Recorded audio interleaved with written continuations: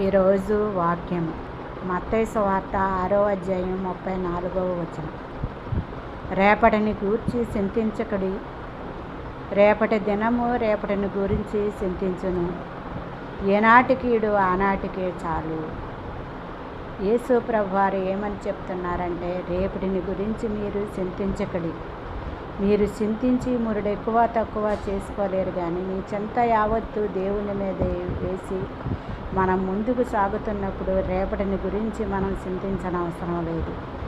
రేపు ఏం జరుగుతుందో మనకు తెలియదు. మనము నిన్నటి వారమే కానీ రేపటి వారము కాదు.